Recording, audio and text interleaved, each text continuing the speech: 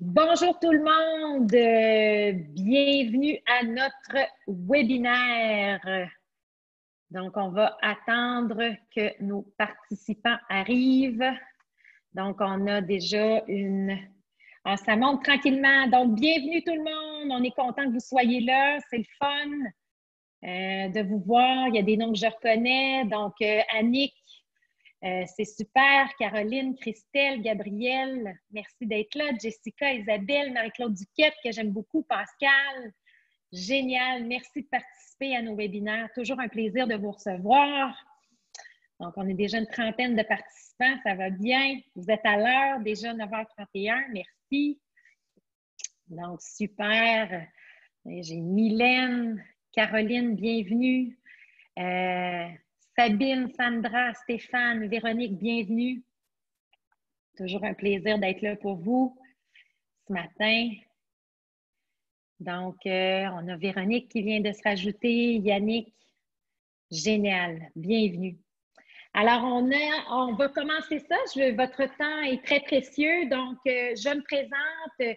Cléo Maheu, catalyseur de croissance, donc spécialiste de l'hypercroissance, passionnée de l'hypercroissance depuis une douzaine d'années. Donc, je représente tout le volet francophone de la méthode Scaling Up. Et dans cette fameuse méthode-là, on a 4 décisions critiques, soit les individus, la stratégie, l'exécution et les liquidités.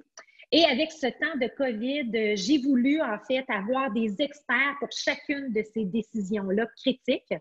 Et j'ai organisé une série de 4 webinaires, 4 décisions critiques, 4 experts. Donc, vous êtes inscrits à ce dernier webinaire-là d'une série de 4. On a eu la chance d'avoir Martin Delaroseville qui nous a parlé de mobilisation. Dans un deuxième temps, c'est moi qui vous ai parlé réellement de la stratégie et le post-relance, le post-COVID et la relance. Donc, je vous ai donné des étapes précises pour travailler sur votre stratégie. Par la suite, on a eu la chance d'avoir Gabrielle la semaine dernière qui nous a démystifié un peu le volet toute exécution, comment on doit faire notre virage technologique et vulgariser un peu tous ces éléments-là pour se rendre compte que vous êtes les experts. Il nous a donné des outils. Et ce qui m'amène aujourd'hui à notre série, dans le fond, de 4 au niveau des liquidités.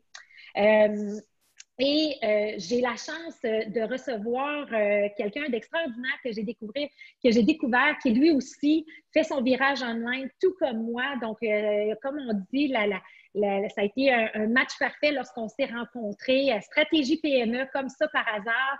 On a eu la chance de se parler, puis depuis ce temps-là, on essaie de collaborer ensemble. Contexte de pandémie.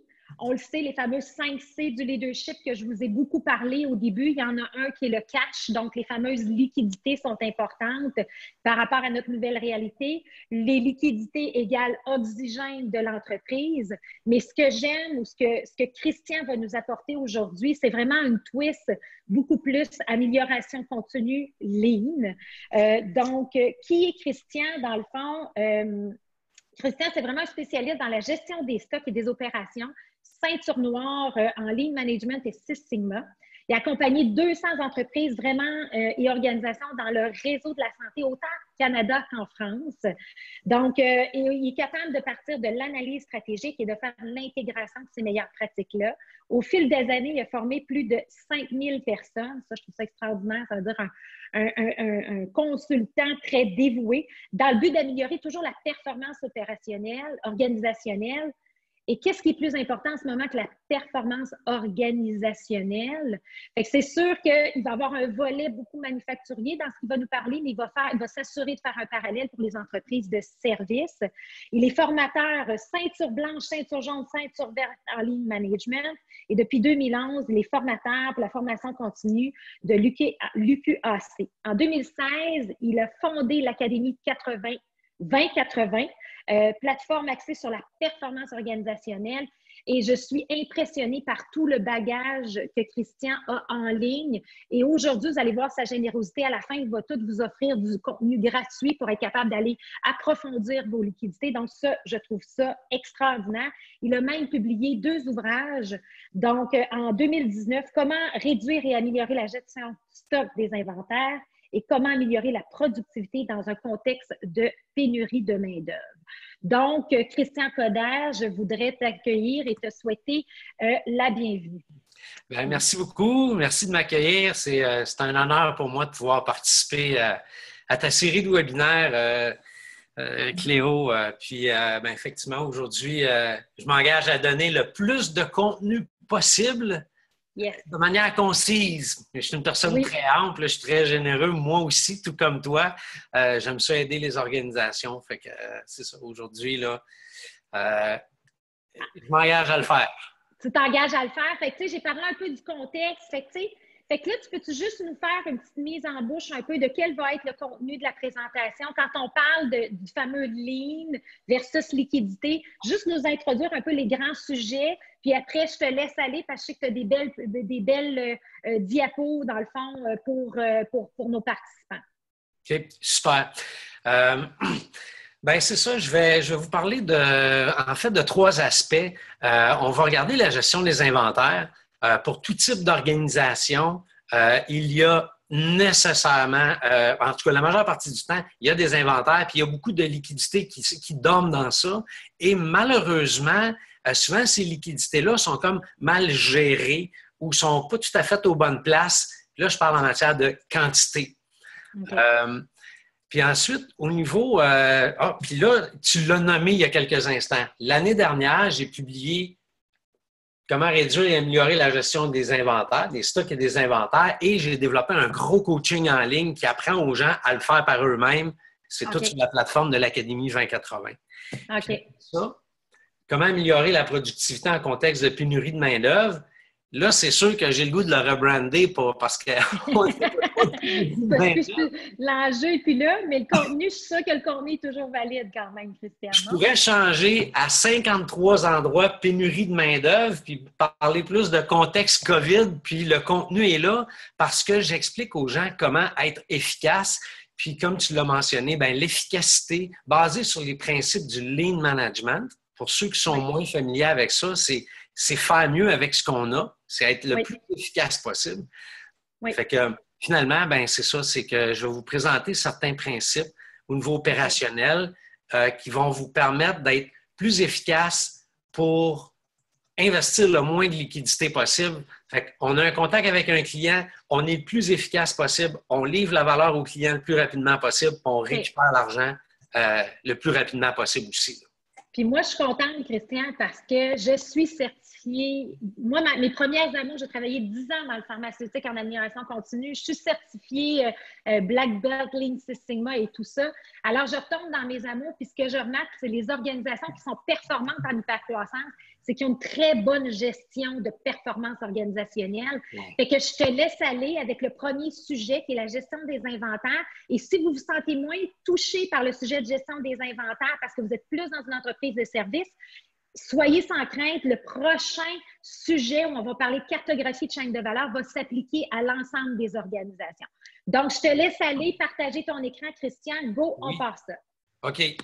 Fait que là, pour tout le monde, je vais éteindre ma caméra quelques instants. Je passe en pleine vue et je vous reviens un petit peu. Ben, je vais vous revenir juste après ça. Alors, peux-tu juste me confirmer que là, le partage est bien fait? Le partage est bien fait, mais ta caméra n'est pas éteinte. Si tu veux, c'est vrai, merci. Si tu veux, je sais que tu voulais être plein écran, donc juste t'assurer d'être... Oui. Ici. OK. Fait que là, juste faire ça.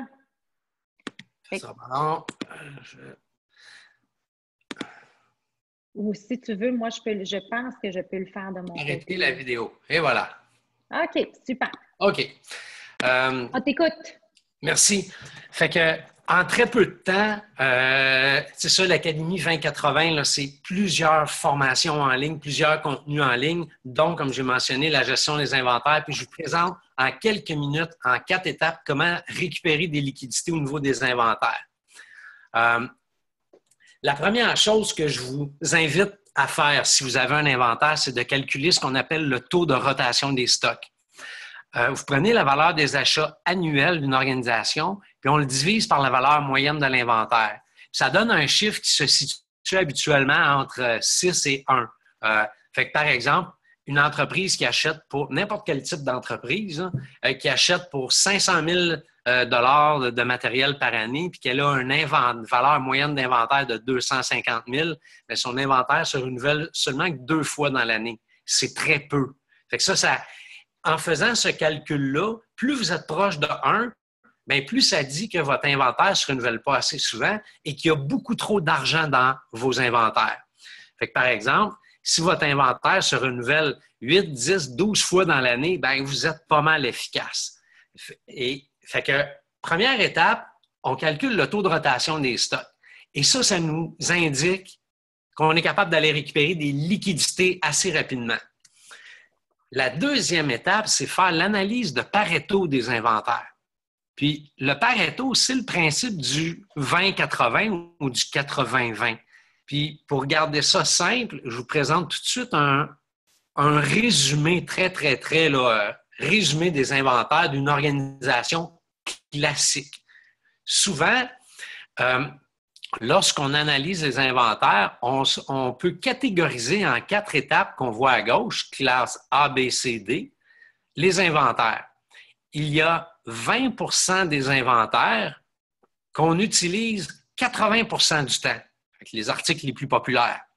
Il y a la classe B, 30 des articles en inventaire qu'on n'utilise que 15 du temps, et il y a à peu près 50 des codes des articles qu'on a en inventaire qu'on n'utilise que 5 du temps. Et sur une base annuelle, il y a dans le bas la classe D pour désuète. Ce sont des articles qu'on a en inventaire, mais qu'on n'a pas consommés au cours de la dernière année. Donc, là, et étonnamment, quand on regarde la répartition des liquidités en inventaire, on se rend compte souvent que dans la classe A, il y a à peu près 20 des liquidités qui permettent de générer 80 des revenus, mais qu'il y a 80 des liquidités qui permettent de générer que 20 des revenus, c'est-à-dire les articles qui sont dans la classe B et la classe C. Puis ça, c'est là où l'argent dort. Fait que pour une organisation qui identifie ça, rapidement, on voit quel article on a en surplus d'inventaire et là, on va prendre différentes actions pour réduire ces articles-là et s'assurer qu'on n'en manque pas. Juste, Christian, j'ai comme une idée en tête de retourner à ton tableau précédent. Là. Moi, comment je fais le parallèle? Puis là, c'est pas tant pour les liquidités, mais la profitabilité. Donc, pour les entreprises de services, je dis toujours un client A. Puis là, mettons qu'on oublie l'inventaire, mais qu'on dit un client A, OK, c'est quelqu'un qui nous génère un profit optimal, puis c'est agréable de travailler avec lui. Et un client B, c'est dire c'est agréable de travailler avec lui, mais j'ai peut-être pas autant de profit. Puis un client C, il m'amène pas d'argent, OK, puis j'ai pas de profit, puis j'ai pas rien. Et souvent, on peut faire exactement le même Pareto, 80-20, puis vous allez vous rendre compte que dans le fond, 20 de vos clients vous génèrent souvent 80 de vos profits, comme tu expliques ici au niveau des liquidités. Fait que c'est un temps parfait quand on parle du temps COVID de faire le ménage des clients pas payants.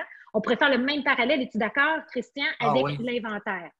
Tout à fait. Puis le principe du 20-80, ça s'applique dans tellement de contextes organisationnels. Puis je vais en refaire un petit lien tantôt au niveau des principes Lean. Mais tu as tout à fait raison. 20 des clients génèrent 80 des revenus. Puis, fait qu'on se base sur ce principe-là pour améliorer la gestion des inventaires. Et les articles de classe D que vous avez, ceux qui n'ont pas été consommés au cours de la dernière année, mais que vous avez sur des tablettes, là, souvent, là, vous pouvez prendre des ententes avec des fournisseurs pour les retourner. Des fois, ils ne redonnent pas une pièce dans la pièce, ça peut être 50 sous dans la pièce. Mais des fois, ça vaut le coup de se débarrasser de ça, récupérer les liquidités. Ou des fois, vous pouvez faire, par exemple, une vente sous la tente ou quelque chose comme ça. Mais l'idée, c'est de récupérer l'argent qui dort dans ces catégories-là. La troisième étape au niveau de la gestion des liquidités, c'est de déterminer les nouvelles quantités à commander lorsque vous réapprovisionnerez, surtout naturellement pour les catégories A, B et C. Et j'aime bien parler avant de vous montrer le graphique, souvent on réapprovisionne à la Pierre Jean-Jacques. Quand c'est Pierre qui commande, il en commande 500. Quand c'est Jacques qui commande, il en commande 200. Puis quand c'est Jean, il en commande 200. Puis quand c'est Jacques, il en commande 50 à la fois. Fait lorsqu'on n'a pas une bonne quantité déterminée à commander, bien encore là, commander au hasard, ça va immobiliser des liquidités. Donc, il y a un modèle mathématique qu'on peut utiliser qui s'appelle la QEC, la quantité économique à commander, qui va venir, qui va venir déterminer le point d'équilibre entre les différentes courbes qu'il y a à l'écran.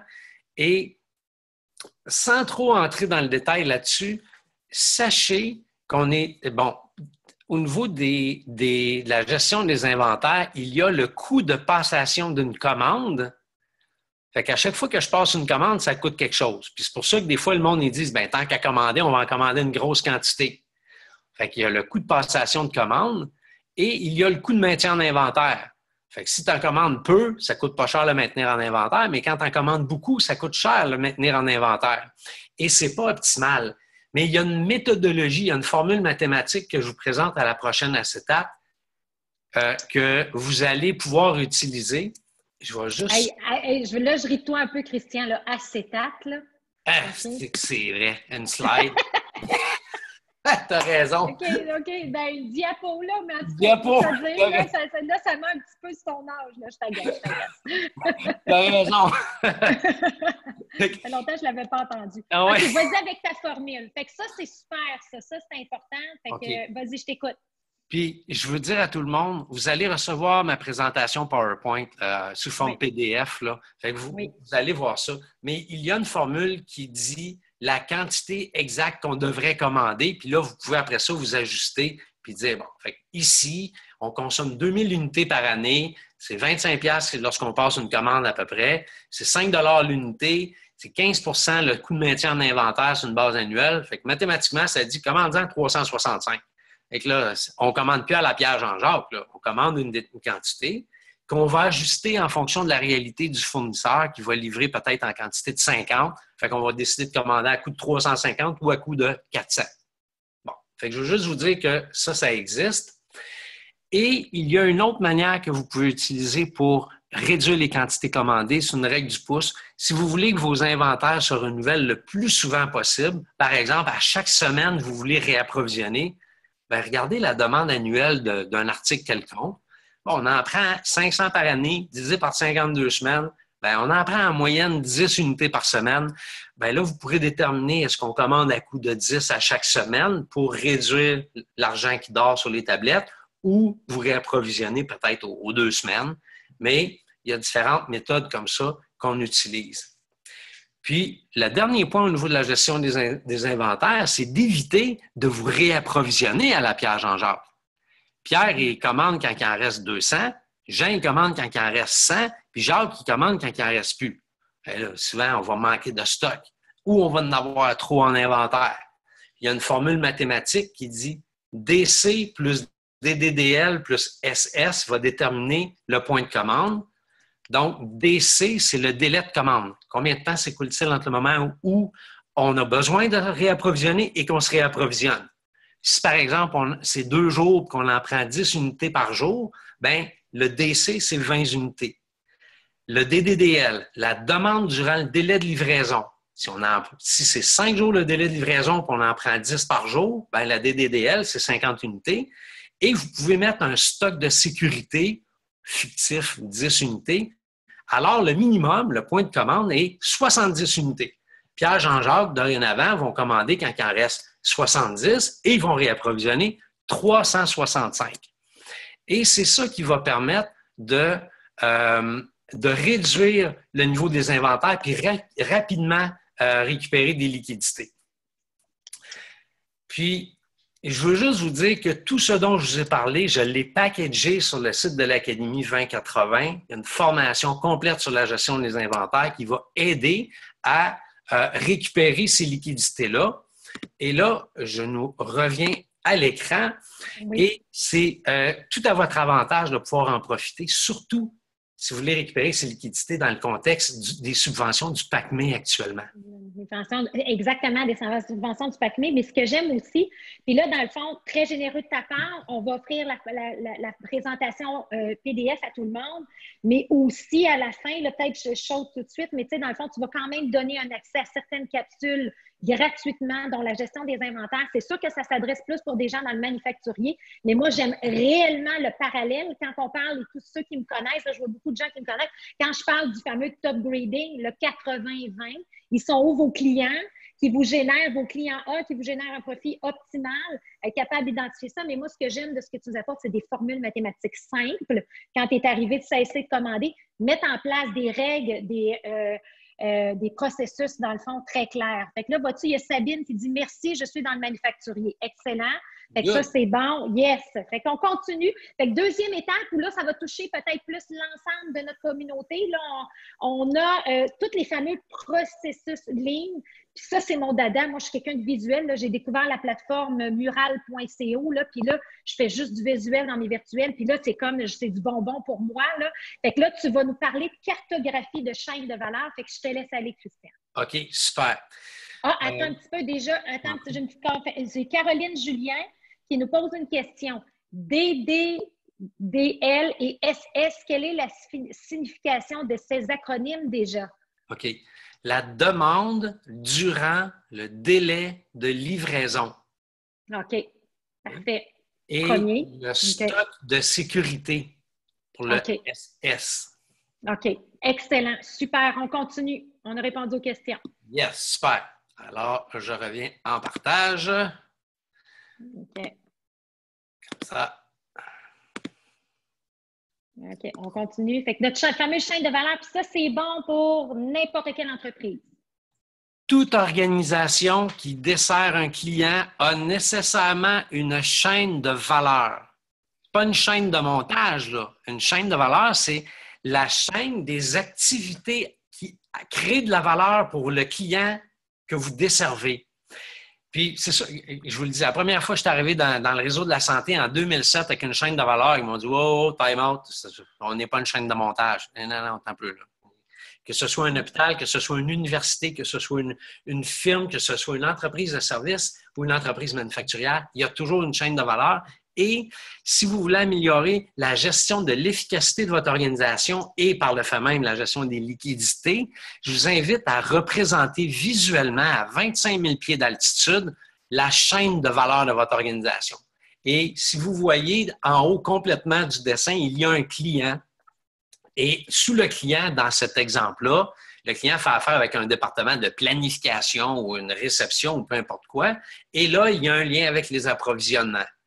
Puis, on repart du client, on s'en va à gauche, on descend, puis là, on voit dans cet exemple-là, fictif, tracé, découpé, plié, bon, ça, ce sont les activités qui créent de la valeur pour votre client et à un moment donné, on va finir par livrer le service au client. Donc, de manière 25 000 pieds d'altitude, dessinez votre organisation. Pas besoin d'être parfait et on fait ça, puis on identifie aussi où est le goulot d'étranglement, le secteur critique de votre organisation. Parce que lui, des fois, il nous coûte cher si on ne le gère pas comme il faut.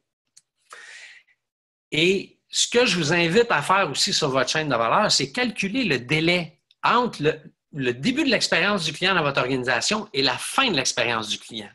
Et vous allez voir que souvent, si le délai est très long, inutilement, c'est-à-dire comparativement au temps que ça prend pour créer de la valeur pour votre client, bien, c'est parce qu'il y a peut-être trop d'argent qui dort dans votre organisation. Puis je vais juste donner un chiffre comme ça pour le plaisir. Dans l'exemple que vous avez en avant de vous, là, imaginons que cette entreprise-là, quand on additionne le temps que ça prend pour planifier le travail à faire pour le client, faire le traçage, découpage, pliage, quand on additionne le temps à valeur ajoutée, c'est peut-être 2 heures que ça prend. Si on servait seulement qu'un client à la fois, ça prendrait peut-être 2 heures ou 5 heures pour créer la valeur pour le client. Mais ça se peut que ça prenne 2 semaines pour le servir. Fait que là, on se dit, on a 5 heures de valeur ajoutée en 2 semaines. Oups, il y a un problème. Puis le problème, bien, on va l'adresser en analysant certains processus et en analysant la chaîne de valeur. Puis, je vais revenir à la chaîne de valeur parce que là, je vais juste vous parler un peu de l'analyse des processus. Ce que vous voyez à l'écran, c'est, vous voyez qu'il y a certaines couleurs de post-it et il y a dans ça des activités qui ajoutent de la valeur pour le client et il y a des activités qui n'ajoutent pas de valeur pour le client. Donc, VA pour valeur ajoutée, puis NVA pour non-valeur ajoutée. Il y a des activités que l'entreprise doit faire qui ajoutent de la valeur pour l'entreprise, mais pas pour le client. Donc, c'est de la non-valeur ajoutée nécessaire. Mais il y a des activités à non-valeur ajoutée que vos employés font, que votre organisation fait, et qui n'ont pas de raison d'être à part un manque d'organisation. Et celles-là, ces activités-là vous coûtent de l'argent. Donc, si vous prenez le temps d'analyser un processus, écrire chacune des étapes que vous faites sur des post-it, en utilisant des post-it de couleurs différentes, puis pour votre information, ici, les post-it jaunes sont des post-it à valeur ajoutée et les autres, en bleu, ce sont des procédures et les autres beiges, bien, ce sont d'autres types de procédures, mais ce que je vous invite à faire, c'est remettre en question chacune des étapes de votre processus. Si vous êtes en mesure d'en éliminer grâce à un plan d'action simple et efficace, bien, votre organisation va être plus efficace et ça va vous coûter moins cher à la faire fonctionner parce que vous allez arrêter de payer des gens à faire des activités inutiles ou qui ne créent pas de valeur pour le client. Et ça, dans le fond, surtout dans un contexte, là, dans les 5 C, Christian, que je parlais du leadership, là, oui. Il y avait un en anglais là, qui était clean up and catch up. C'est dans le sens que il y a même des employés, des fois, qui sont à non-valeur ajoutée. Fait que c'est le temps de faire du ménage aussi à ce niveau-là. Des employés qui étaient déjà néfastes avant le COVID, probablement que ça s'est amplifié. Fait qu'il y a ça, il y a de la non-valeur ajoutée par rapport aux individus. C'est une réalité quand même, on va dire les vraies choses. Mais la non-valeur ajoutée aussi dans vos processus. Et là, je fais le lien avec le webinaire de Gabrielle. Gabrielle, dans le fond, est là pour faire la transformation technologique, mais toujours basé sur des processus de valeur ajoutée. Fait que mettez-vous dans le contexte que si vous voulez faire des améliorations technologiques, plus votre processus est lean, donc a plus d'éléments de valeur ajoutée, puis que vous éliminez tout ce qui est de la non-valeur ajoutée et que vous optimisez ces processus-là, là, on est dans de l'efficacité et de la performance organisationnelle. Fait que tout se tient et là, vous avez la méthodologie, dans le fond, de Christian pour aller chercher ça. Peux-tu nous donner des exemples, Christian, dans le service? Bien, on va y aller, par exemple, une étude de notaire.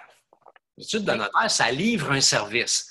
Parce qu'un délai, là, c'est une activité à non-valeur ajoutée pour le notaire. Puis, on sait très bien que quand on appelle le notaire pour faire une transaction immobilière, par exemple, vite, on veut que ça aille vite, puis tout ça.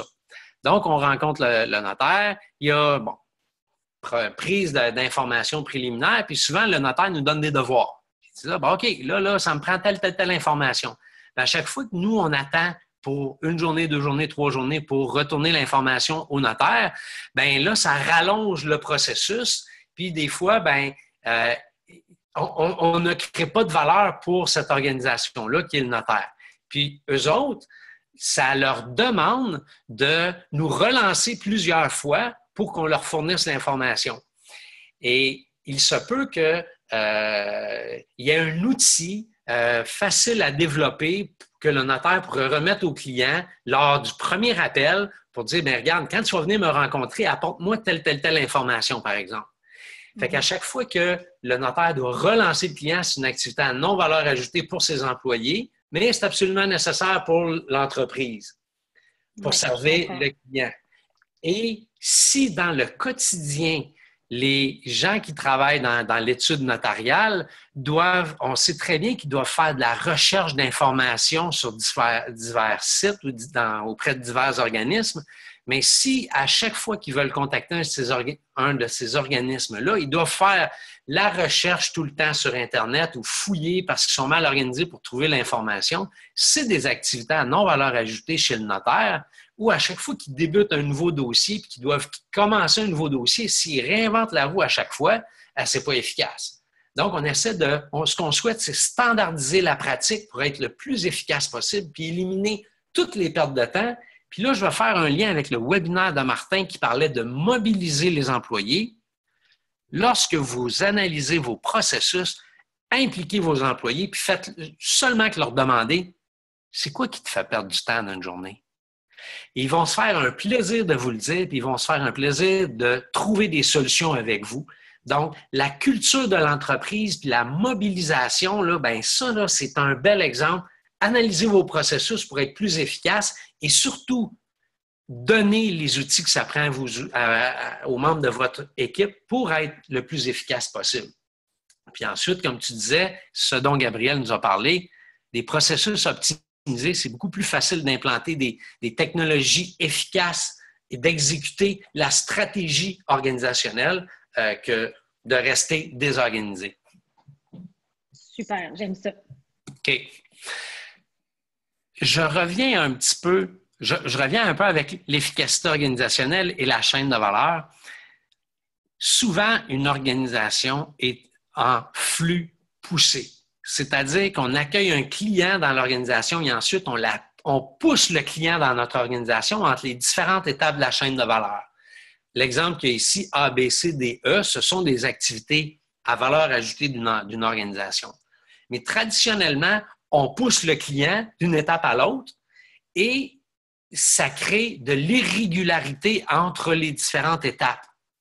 Ce qu'on souhaite avoir comme organisation, c'est une organisation en flux tiré en bas.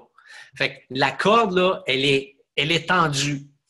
Et si vous vous rappelez, lorsque je vous ai présenté la première chaîne de valeur, je vous ai dit identifiez votre goulot d'étranglement. Bien, le goulot, là, c'est l'étape la plus longue de votre organisation. Donc, c'est le goulot qui doit tirer sur toutes les autres étapes en amont.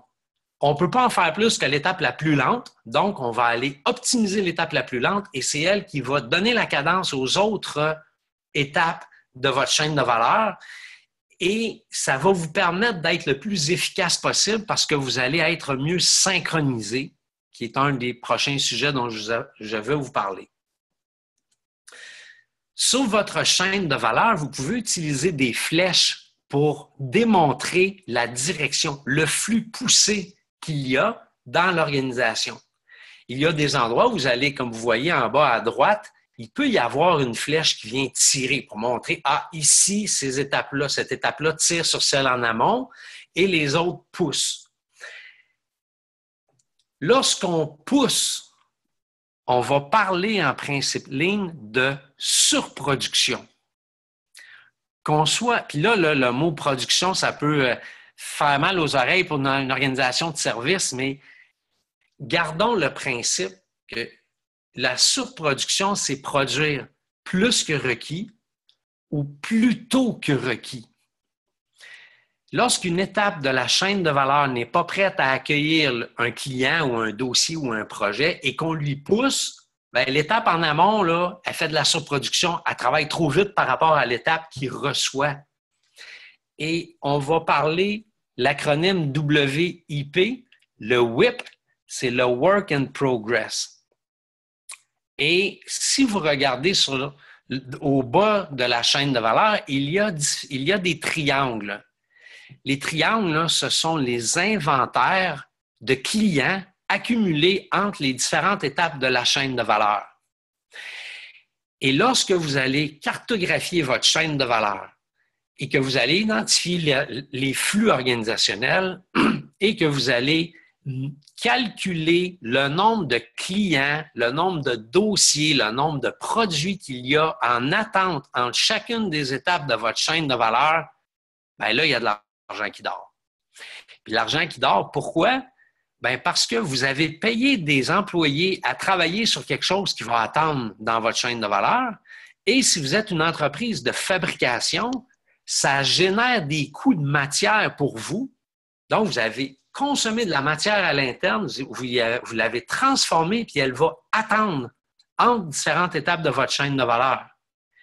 Et ça, bien, vous n'êtes pas en train de facturer le client tout de suite, là, à moins que le client vous a payé votre commande avant qu'on commence à le faire.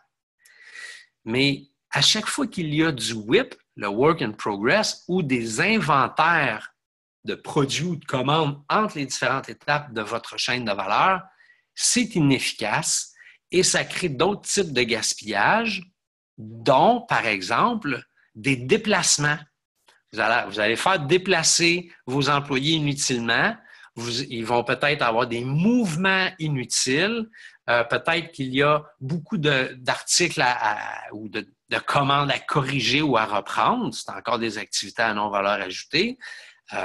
Et à chaque fois que vous payez quelqu'un à faire des activités à non-valeur ajoutée, bien, ça affecte la productivité de l'organisation. Nécessairement, ça augmente vos coûts. Puis ce qu'on souhaite, lorsqu'on pense Lean, c'est réduire le délai. Le fameux exemple dont je parlais, 5 heures de temps à valeur ajoutée, puis ça prend 2 semaines à faire. Bien, si ça prend 2 semaines, là, la raison est à l'écran actuellement, c'est parce qu'il y a des inventaires, puis vous faites de la surproduction dans votre organisation, puis vous immobilisez des liquidités. Donc, si vous revisitez le webinaire qui a été fait par Cléo, qui était le deuxième qui parlait de la stratégie organisationnelle, bien, cette stratégie-là peut se faire au niveau opérationnel. Puis votre mission, c'est de réviser vos processus, c'est d'être le plus efficace possible pour éliminer les inventaires qu'il y a entre les différentes étapes de votre chaîne de valeur. Et ça m'amène à vous parler de la synchronisation organisationnelle. Vous avez devant vous l'Orchestre symphonique de Montréal.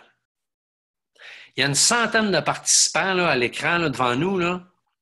Et est-ce que c'est une référence actuellement là, au Québec, même au Canada, là, au niveau de la qualité sonore? La réponse, c'est oui, mais c'est parce qu'ils sont parfaitement synchronisés, tout comme une organisation devrait l'être pour être le plus efficace possible. Et qu'est-ce qui permet à l'OSM d'être si bien synchronisé? La baguette du maestro Nagano. Le maestro Nagano dicte le tempo organisationnel. En matière d'entreprise, on va parler de tac time. Tic-tac, tic-tac. Le tac time, c'est la cadence à laquelle l'organisation doit créer de la valeur afin de répondre à la demande. Et chacune des étapes de la chaîne de valeur devrait être parfaitement synchronisée en fonction du tac time, dicté par l'équipe de direction, disons, de l'organisation. Et on synchronise toute la chaîne de valeur avec le même principe. Et là, vous allez avoir une organisation efficace dont le délai est plus court. On immobilise le moins de liquidité possible dedans parce que vous allez éliminer la surproduction et ça va vous permettre d'être bien synchronisé. Et encore une fois, je reviens avec ce dont Martin de la Roseville nous a parlé la semaine 1. Vous pouvez mobiliser votre organisation et améliorer la culture de votre organisation en impliquant les gens, en se donnant comme défi comment pouvons-nous être mieux synchronisés. Tout le monde travaille en harmonie, tout le monde travaille de manière beaucoup plus efficace. Et lorsque, sur papier, vous déterminez comment vous synchronisez, bien ensuite, vous déployez la stratégie organisationnelle pour améliorer le fonctionnement de votre chaîne de valeur. Vous êtes une entreprise de service ou une entreprise de fabrication, c'est exactement le même principe. Et après ça, ce dont Gabriel nous a parlé la semaine dernière, vous pouvez exécuter puis améliorer l'efficacité de votre organisation avec différentes technologies de l'information qui existent. Fait que en quelques écrans, slides. C'est sûr que ça fait beaucoup à prendre, mais mettons, moi, je vais le vulgariser. Ce que je comprends, là, c'est que, dans le fond, ce que tu viens de nous expliquer, là, c'est qu'à partir du moment où tu as un contact avec ton client, à partir du moment où tu lui fais sa facture, qu'est-ce qui se passe dans ça? Et l'outil Gazelle qu'on utilise, nous, dans le fond, c'est le cycle de conversion qu'on appelle, c'est à partir du moment où tu dépenses $1 pour ton client, puis à partir du moment où tu récupères ce $-là, qu'est-ce qui se passe dans des différents cycles? Toi, tu ne l'as imaginé en termes de boîte. Puis dans le fond, il y a de la non-productivité, de la non-valeur ajoutée, que ça ne sert à rien. Peut-être qu'il y a 3 vérifications qui se font, puis ce n'est pas nécessaire. Donc là, d'être capable de se poser ces questions-là réelles pour que justement toutes les actions soient faites une à la suite de l'autre. Et aussi, il ne faut pas se cacher une des tendances. Les gens veulent du service. Bien, le service, un des premiers critères, c'est la rapidité du service. Tellement. Si tu n'es pas capable, et là, toi, dans le fond, tu viens de nous donner la mécanique de dire, identifier donc les boîtes là, de tout le processus de ton client, puis c'est où que, puis comme et souvent, puis pour avoir fait du ligne pendant des années, puis tu vas me le dire, Martin, puis pour faire une référence à Martin Christian, c'est que tes gens travaillent puis qui ont les deux mains dans l'opérationnel, ils savent quoi faire pour améliorer les affaires. Ah, Pas oui. besoin d'aller chercher les affaires. C'est juste tes assois dans une salle où on fait de la distanciation sociale virtuellement via l'application mural.co que j'adore. Fait que je devrais avoir une cote là-dessus tellement que je la plante.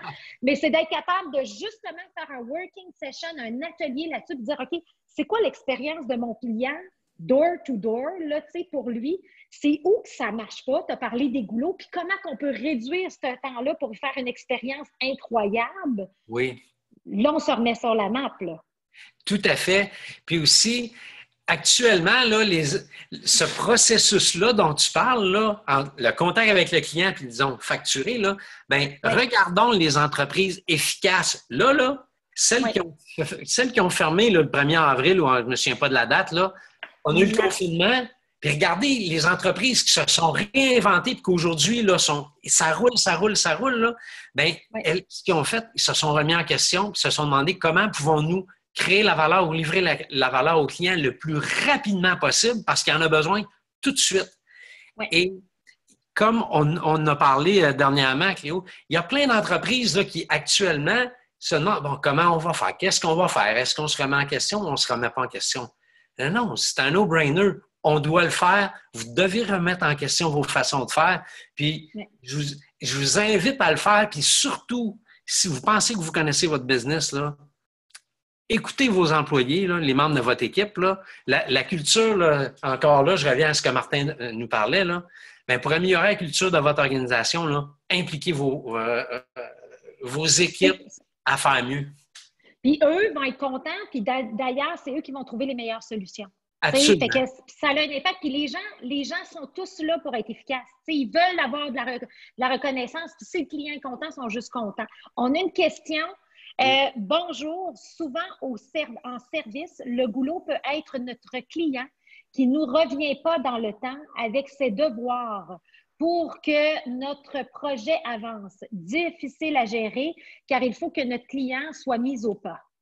Oui, effectivement, ça revient un peu à l'exemple de l'étude notariale, là, ce qui est présenté là, effectivement. Puis là, dans ce cas-là, il faut, à mon humble avis, je pense qu'il faut vraiment sensibiliser le client. Dès qu'on commence la relation avec le client, c'est de lui faire prendre conscience. Regarde, voici ce dont j'ai besoin de toi pour que je sois capable de créer le service dans le temps que je te dis que je vais le créer. Mais si tu ne fais pas tes devoirs, je ne peux pas te répondre dans 3 jours, ça va peut-être prendre 3 semaines. Mais dès qu'on va avoir l'information, on va rouler. Bien, moi, une pratique que j'ai, parce que, tu sais, évidemment, j'ai beaucoup de demandes, puis c'est de gérer tout ça. Tu sais, par exemple, un client, tu sais, que je lui offre des dates, ne serait-ce que dans notre calendrier, parce que nous, on est en service. Bien, tu sais, si je lui dis, bien, regarde, je te réserve ces dates-là jusqu'à vendredi, après ça, je ne garantis pas. Fait que je me suis enlevée de la culpabilité que le client ne répond pas, puis là, je fais une gestion. Fait que là, mon processus à moi est tellement clair que j'embarque mon client dans mon processus, puis voici les étapes. Donc, c'est moi qui va donner le fameux rythme, la synchronisation. Puis s'il ne suit pas la synchronisation, just too bad, il y en a un autre qui va suivre. Fait qu'on se doit aussi d'éduquer notre client.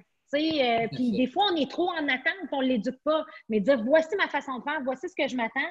Et ça, je pense que c'est une bonne pratique à mettre de l'avant pour répondre à la question.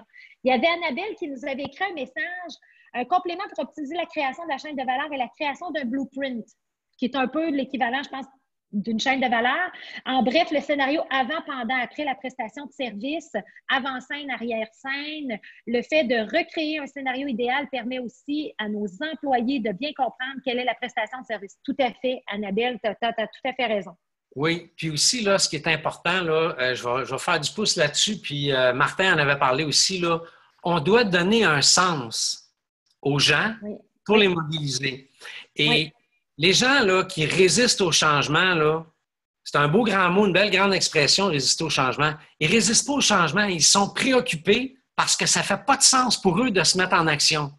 Moi, je travaille avec une équipe de psychologues organisationnels, puis Olivier m'a toujours dit, Christian, des fois, là, on s'attend à ce que les gens, quand on dit quelque chose, on s'attend à ce qu'ils se mettent en action. Et ça, c'est la troisième étape. On doit donner un sens au changement, donc une cartographie chaîne de valeur visée. On doit permettre aux gens de faire le choix, donc poser des questions puis de gérer toutes les préoccupations avant qu'ils se mettent en action. Et lorsqu'on se met en action, bien, si on a fait comme ce que cette personne-là a mentionné, une chaîne de valeur actuelle, chaîne de valeur visée, ça donne du sens dans la tête des gens de se mettre en action pour aller de l'avant vers ce changement-là. Et tu as le côté visuel, tu sais, je pense, puis tu sais, je regarde dans les notes que tu m'avais envoyées, le visuel est important, tu sais, c'est ça que tu m'as écrit. Fait que, tu sais, de faire ces activités-là en ce moment de COVID, hyper, hyper important.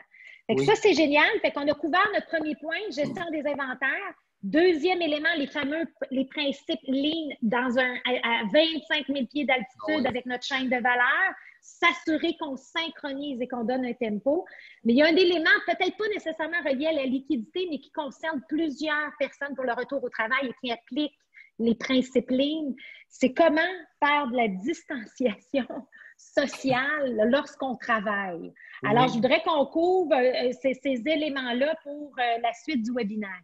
Certain. Fait que je vais repartager mon écran et encore là, on a entendu parler beaucoup au cours des dernières semaines, mais je veux quand même juste faire un survol. Puis comme de raison, c'est comme le volet sur les principes Lean dont je vous ai parlé. Là, ben, moi, j'ai monté un coaching en ligne là-dessus. C'est 35 heures de contenu en ligne. Là. 500 capsules vidéo, là, il y en a du stock. Là. Fait qu'on prend quelques-uns de ces principes-là qu'on peut appliquer pour la distanciation et là, le fond d'écran change parce que j'ai pris des images sur un webinaire sur la distanciation que j'ai fait dans le temps que je n'avais pas de barbe. C'est bon. Mais ça te va bien, la barbe, Christian. Ça te va bien. Merci. Puis je me suis demandé si je la coupais ce matin ou le webinaire. Non. Je l'assume. Oui, c'est parfait. OK. Je vous ai parlé au niveau de la chaîne de valeur d'implanter un flux tiré et d'être bien synchronisé. Bien là, analysez l'expérience du client dans votre organisation et mieux vous allez être synchronisé et que vous allez fonctionner en flux tiré, bien plus ça va être facile de respecter la distanciation. Puis on a un exemple flagrant lorsqu'on va au supermarché faire notre épicerie ou on va à la quincaillerie, il y a une ligne, hein? On ne peut pas rentrer à l'intérieur, il faut attendre, puis tout ça. Bien, c'est le même principe dans nos organisations. Et plus vous allez être, ou mieux vous allez être synchronisé, plus vous allez réduire le nombre de déplacements inutiles entre vos employés et les déplacements inutiles pour vos clients qui vont traverser votre chaîne de valeur si ça se fait de manière physique. C'est sûr que si vous êtes l'entreprise virtuelle, bon, on n'a pas cette réalité-là. Mais donc, l'idée, lorsqu'on est bien synchronisé et qu'on fonctionne en flux tiré, c'est beaucoup plus facile de mettre en place les règles. On va parler aussi de l'aménagement de type cellulaire. Vous voyez très bien là, en haut à gauche l'aménagement traditionnel. Puis ça, ici, on utilise un diagramme spaghetti pour représenter ça. Alors, ce que vous pouvez faire, c'est cartographier encore ou dessiner à haut niveau l'expérience de votre client dans votre organisation entre les différentes étapes de celle-ci et regarder actuellement son expérience en traçant le chemin avec un crayon, puis ensuite, en identifiant, on se base sur le principe de Pareto, 20 des processus que vous accomplissez 80 du temps, bien, reconfigurer l'aménagement physique pour ce 20-80-là et ça va vous permettre d'appliquer de manière beaucoup plus simple la distanciation physique, donc entre les différents postes de travail qu'il y a dans votre organisation, en respectant la fameuse règle du 2 mètres. Et si c'est le client qui se promène, bien ça va être encore plus facile pour vous d'imaginer une trajectoire sans retour en arrière et en minimisant le plus possible le croisement des clients entre eux ou des employés entre eux ou des clients et des employés. Et naturellement, bien, comme on en entend parler, il y a toutes les mesures d'hygiène que vous pouvez implanter, comme par exemple à l'entrée d'une cellule de travail, quand un client arrive dans un certain secteur de l'organisation, on peut se laver les mains, se désinfecter. Il peut avoir le port de la visière qui devient obligatoire ou fournir les masques ou des choses comme ça. Mais encore une fois, cet outil visuel va vous permettre de voir le fonctionnement de votre organisation, prendre des bonnes décisions au niveau de la distanciation. Et le troisième principe ligne dont je veux vous parler par rapport à la distanciation, c'est vraiment la base du lean management, c'est la gestion visuelle. Et ce que vous voyez à l'écran en haut à gauche, on appelle ça un pokayoke, un anti-erreur. Le principe est assez simple et je vais faire un lien avec le déconfinement dont nous a annoncé la semaine dernière le premier ministre et le docteur Arruda. OK, là, on peut commencer à avoir 10 personnes ensemble et tout ça. Avez-vous remarqué le relâchement qu'il y a eu de la part de plusieurs individus? Bien, c'est difficile de contrôler cette situation-là, mais c'est juste ce que je veux faire ressortir, c'est si on n'a pas d'outils pour nous aider, c'est facile d'oublier. Donc, les anti-erreurs, les contrôles visuels, comme ce qu'on voit à l'écran en bas à droite, vont aider, vont donner des repères autant aux clients qu'aux employés, des repères visuels dans l'organisation pour respecter la distanciation. Puis ici, bien, vous voyez très bien, là, maintenant, ces ouvriers-là, à quelque part en Asie, bien, ils ont déterminé des marquages pour respecter les règles. Et plus vous allez rendre les processus visuels en utilisant des anti-erreurs, bien, plus ça va être simple de faire appliquer la distanciation dans votre organisation. Alors, je reviens, Cléo. Super! Fait que ça nous donne une bonne idée. Fait que dans le fond, si je fais le topo un peu de tout ce que tu nous as parlé, gestion des inventaires, on va voir dans ta présentation réellement les formules pour être capable, tu sais, des best practices. Toujours, puis ce que j'aime, c'est très, très haut niveau, évidemment. Et j'invite les gens à poser des questions. Il nous reste quand même 8 minutes, donc soyez libres de nous poser l'ensemble des questions dans Q&R ou dans le fil de conversation. On est vraiment là pour vous. Au niveau des principes lignes, cartographie de chaîne de valeur. Et dernier élément, dans le fond, c'est vraiment la distanciation sociale. Et c'est vrai qu'il faut penser, quand les gens reviennent au bureau, c'est quoi le chemin critique qu'ils doivent prendre pour aller juste dans un sens puis qu'il n'y ait pas toujours des croisements.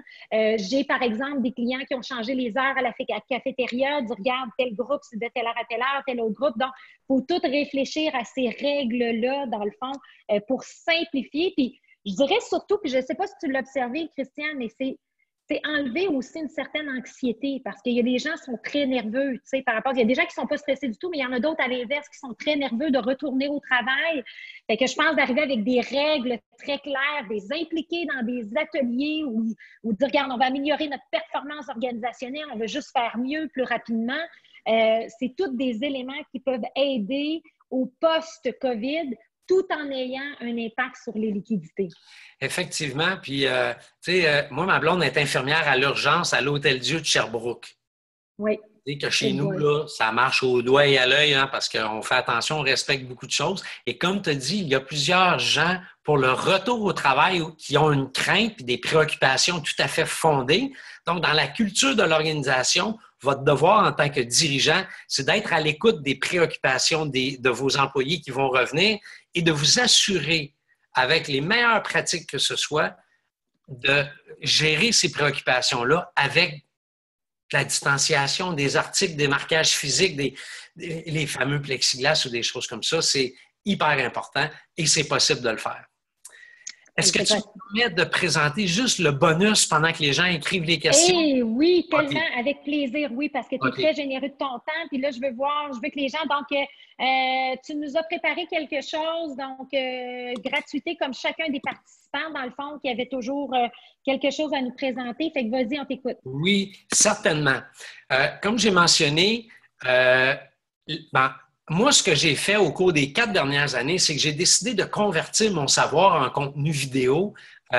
Et sur la plateforme de l'Académie 2080, il y a des formations en ligne ceinture blanche, jaune, vert en ligne management. Là, on part d'une formation de 6 heures en ligne jusqu'à du 35 heures en ligne. La gestion des inventaires, c'est 8 heures de contenu, c'est des outils Excel à télécharger. C'est comme si moi, j'allais le faire dans votre organisation, mais je vous ai tout packagé ça. C'est vous qui le faites au fur et à mesure. Il y a une formation sur le changement avec un psychologue organisationnel, la cartographie de processus, la gestion stratégique des achats. Mais ce que je vais offrir aux participants, c'est un accès membre gratuit à un extrait de chacune de ces formations en ligne-là, disponible sur la plateforme de l'Académie. Ça va vous donner accès à peu près à 70 capsules vidéo.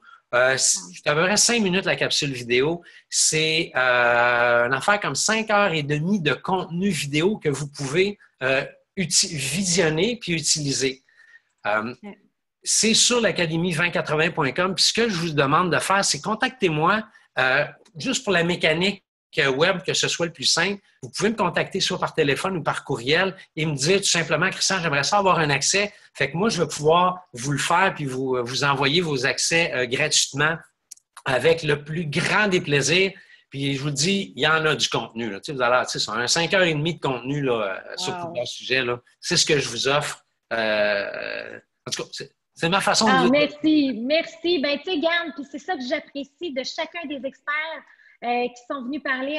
Tu es le 3e expert, puis j'apprécie énormément ta générosité parce qu'il faut s'entraider dans ce temps-là de COVID. Puis tu amènes un aspect souvent qu'on ne fait pas, qu'on sait, qui est tout le temps là, mais qu'on ne prend jamais le temps de s'asseoir et de dire, regarde, réglons-le.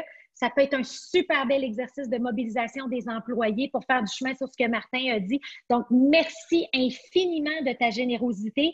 Merci à notre 50aine de participants. Fait que je trouve ça génial. Et on sait qu'on a plus de 200 personnes qui le réécoutent en rediffusion. Fait que ça a été une très, très belle série. Donc, aujourd'hui, on vous envoie toujours le fameux courriel post-webinaire pour que vous puissiez avoir accès à toute l'information que Christian vous a proposée. Plein de messages, dans le fond, merci à tous, c'est génial, merci. Fait qu'on a plein de gens qui sont en train de nous écrire ça. Pas de questions spécifiques, mais vous savez que Christian est là, il vous donne vos coordonnées, ses coordonnées pour le rejoindre. N'hésitez surtout pas d'en profiter parce que c'est très, très, très généreux. Donc, un autre merci avec plein de points d'exclamation. Donc, il est 10h27. Ça met fin à... J'en ai des frissons. Ça met fin à notre série de 4 webinaires. On finit ça en beauté avec toi, Christian. Je te remercie infiniment de ton temps, de ta grande générosité. Je remercie Gabriel et Martin aussi qui ont contribué. Alors, c'est un plaisir et on se revoit. On ne sait pas ça va être quoi le futur. On travaille peut-être sur justement des podcasts de notre côté. Donc, on vous tient au courant et on vous envoie toute l'information aujourd'hui, post-webinaire, le sondage, l'information gratuite. Alors, merci. Et j'ai des gens qui écrivent « J'aurais aimé avoir accès aux webinaires passés ». Pas d'inquiétude, le lien du webinaire vous amène aux 4 webinaires. On a plein de beaux messages. Merci, très intéressant. Donc, un énorme merci, Cléo. Super intéressant. Fait que, ben, merci, mon Dieu. Ça nous fait chaud au cœur de pouvoir vous aider dans votre relance, dans votre hyper-croissance. Merci, Christian, encore une fois. Ça me fait un plaisir. Je te remercie beaucoup de l'invitation, mais surtout, je te remercie au nom de tous les participants d'avoir créé cette série de 4 webinaires-là à très grande valeur ajoutée. C'est tout à ton honneur d'aider ta communauté comme ça. Ben, merci. Mais c'est facile quand on a du bon monde comme toi. Puis comme Gabriel, puis comme Martin. Fait que, hey, Académie 20... OK, super, Académie 2080, ben oui. Ça finit bien, yes! Super, merci beaucoup tout le monde. On se revoit bientôt. À bientôt. À bientôt.